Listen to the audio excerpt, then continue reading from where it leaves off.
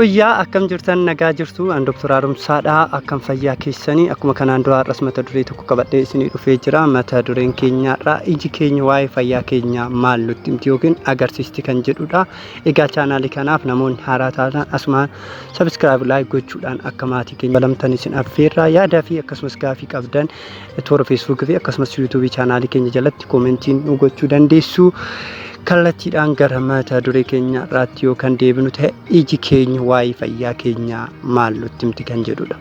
Egaa asirratti iji keenya akkuma beekamu wantoota naannoo keenyatti argaman wantoota naannoo keenya jiran adda baafnee hubannuuf kan nu gargaarudha jechuudha iji keenya. Haa ta'uti malee yeroo tokko tokko ijaa fi akkasumas immoo naannoo ijaatti jijjiirama dhufe ilaaluudhaan rakkoon qaama keenya keessa jiraachuu haga tokko tilmaamuu ni dandeenya jechuudha. Parsantii 100 jennee fudhachuu baan rakkoolee yookiin wantoota jijjiirama naannoo ija keenya irratti mul'aturraa rakkoon tokko wantoota akkanaan jira rakkoo fayyaa keenyaa iddoo kana jira jennee haga tokko tilmaamuu ni dandeenya jechuudha. Isaan keessaa waan torba ilaallu. Tokkoffaa irratti hir'inni dhiigaa qaama keenya keessa jiraachuu nutti agarsiisuu dandeechi iji keenya. Egaa kunis kan ta'u maalidha? Qolli yookiin haguuggiin ijaa keessoon isaa jechuudha. Ogar malee kan addaatu ta'e hir'inni dhiigaa qaama keenya keessa jiraachuu kan nutti agarsiistudha jechuudha. Hir'inni dhiigaa qaama keenya keessa sababoota garaagaraatiif hir'inni qaama keenya keessa yookiin namarratti mudachuu danda'a. Yeroo kanatti maalidha?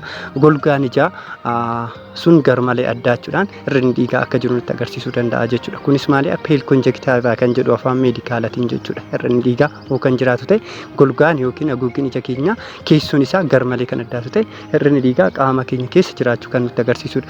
Lammaffaa irratti iji keenya yoo keelloo kan ta'e iji keenya keelloo yoo kan ta'u ta'e rakkoo tiruu fi akkasumas tiruu wajjin wal qabatan ta'uu danda'a jechuudha. Kanarratti hawaasa keenya bira irratti dhibee tiruu hawaasa keenya bira irratti dhibee simbiraa jedhamuun kan beekamudha. Egaa dhibeen iji keenya keelloo kan ta'uu danda'u yeroo baay'ee rakkooleen tiruu wajjin wal qabatan yoo kan jiraatu ta'e iji keenya keelloo ta'uu danda'a jechuudha. Inni sadaffaa irratti iji keenya gara duraatti yoo kan ba'u ta'e jechuudha.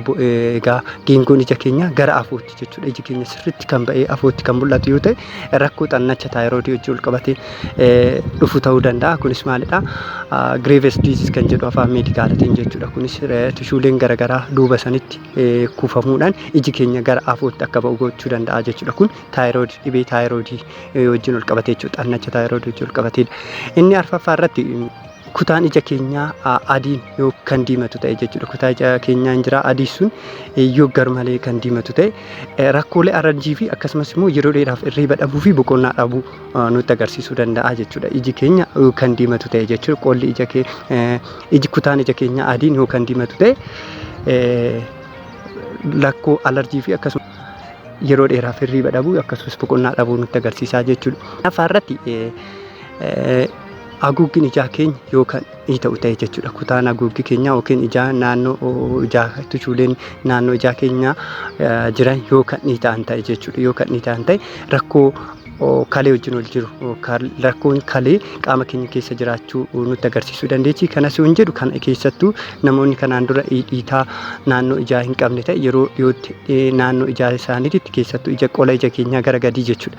Yeroo keessattuu yeroo ganama rafanii lafaa ka'an yoo naannoo sanitti dhiitan kun iji isaanii irratti baay'een dhiitaa kan mul'atee jiru yoo kan argamu ta'e yeroo kanatti rakkoon kalee wajjin wal qabate qaama isaanii keessa jiraachuu kan agarsiisu ta'uu danda'a jechuudha. Kanarratti wanti hubachuu qabdan parsantii 100 jennee fudhachuu hin dandeenyu. Rakkooleen birootis akka qaamni keenya dhiita'uu godhan waan jiraniif yeroo kan mana yaalaa deemanii adda baasuun ni danda'ama. Jaaffaa irratti iji keenya bakka ifni gahaan hin jirretti jechuudha. Yeroo galgalaa yookiin ifni diimim jedhetti nuuf ilaaluu kan hin dandeenye ta'e keessattuu ijoollee daa'imman irratti hanqina viitaamin A qaama keenya keessa jiraachuu kan agarsiisudha jechuudha. Afaan meedikaalaatti night blindness kan jedhamu jechuudha. Hanqinni viitaamin A qaama keenya keessa jiraachuudha. Torbaffaa irratti iji keenya waan tokko laaltee adda baasuu kan hin dandeenye yoo ta'e rakkoolee akka dhibee sukkaaraa fi akkasumas immoo dhibeelee akka dhibbaa dhiigaa wajjin fi akkasumas rakkoolee ijaa biroo wajjin jechuudha wal qabachuu dandeessi. Yeroo kanatti mana yaalaa deemnee iji keenya waan tokko